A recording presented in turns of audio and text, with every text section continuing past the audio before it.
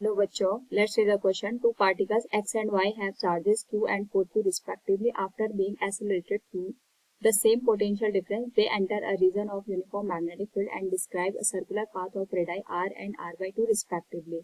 The ratio of mass of x to that of y is, here we have given 4 options. Now to answer this question, first we will discuss here the key concept, and here the key concept will be motion of charge particle in a magnetic field. तो जब भी कोई charge particle किसी magnetic field में motion करता है उस पर फोर्स लगता है which is given as Q into V into B sine theta. Now according to the question हमारे पास दो पार्टिकल हैं x और y, जिसपे चार्ज Q और 4Q के बराबर दे रखे हैं, यानी Q1 की वैल्यू Q के बराबर है और Q2 की वैल्यू 4Q के बराबर है।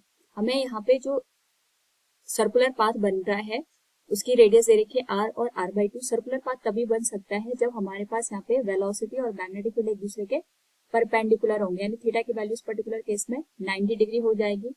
तो यहाँ पे जब भी हमारे पास जो चार्ज पार्टिकल है वो सर्कुलर पाथ में रोटेट करेगा तो जो रेडियस का एक्सप्रेशन बनेगा that will be given as mv divided by qb। और यहाँ पे हमारे पास जो एक्सेलरेशन हो रहा है वो पोटेंशियल डिफरेंस के थ्रू हो रहा है, जिसको हम यहाँ पे लिख सकते हैं qb इक्वल्स v हमारे पास पोटेंशियल डिफरेंस है, q चार्ज है, ये हमारे पास काइनेटिक एनर्जी प्रोवाइड कराएगा हाफ mv स्क्वायर के बराबर। तो यहाँ पे अगर हम इस एक्सप्रेशन में ऑब्जर्व करें तो हमारे पास जो हाफ mv स्क्वायर है वो काइनेटिक एनर्जी को रिप्रेजेंट कर रहे हैं और qb हमारे पास यहाँ पे इलेक्ट्रोस्टैटिक एनर्जी को रिप्रेजेंट कर रहे हैं। तो यहाँ से जो हमारे पास इक्वेशन है, अगर मैं इसको सेकंड दे दूं और इसको फर्स्ट दे दूं तो सेकंड इक्वेशन से हम वैल्यू फर्स्ट इक्वेशन में पुट कर सकते हैं। तो ये हो जाएगा r इक्वल्स, इस पर्टिकुलर केस में हम यहाँ पे इस एक्सप्रेशन को स्क्वायर रूट के साथ भी रिप्रेजेंट करेंगे और स्क्वायर के साथ भी, ताकि हमारे पास जो ओरिजिनल एक्सप्रेशन है उसमें कोई भी चेंज हमें देखने को ना मिले। तो ये आ जाएगा square root of m square v square.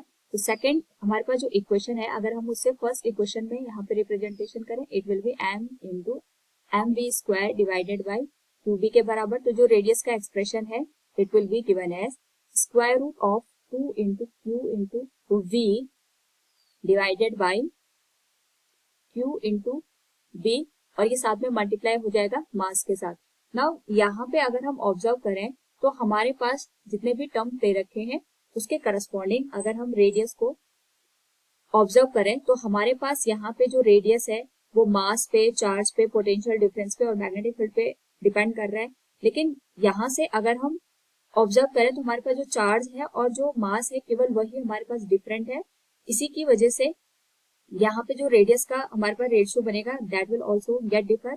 तो यहाँ पे अगर हम जो सिमिलर टर्म है जैसे पोटेंशियल डिफरेंस हो गया, मैग्नेटिक फील्ड हो गया, अगर इनको कांस्टेंट ट्रीट करें तो हमारे पास जो एक्सप्रेशन बनेगा इसको हम इस तरीके से लिख सकते हैं, it will be given as, ये हमारे पास आ जाएगी value square root of 2 into V into M divided by, ये आ जाएगा square root of Q into B के बराबर। नाउ यहाँ से हमारे पास जो रेडियस का रेशियो बनेगा that will directly proportional to square root of m divided by q, जिसको हम लिख सकते हैं r square is directly proportional to mass per unit charge.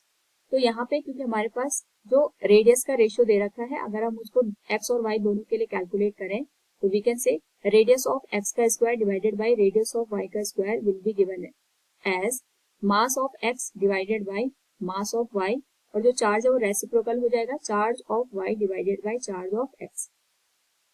क्योंकि हमारे पास x और y का जो रेडियस का रेशियो है that is r divided by r/2 के बराबर है।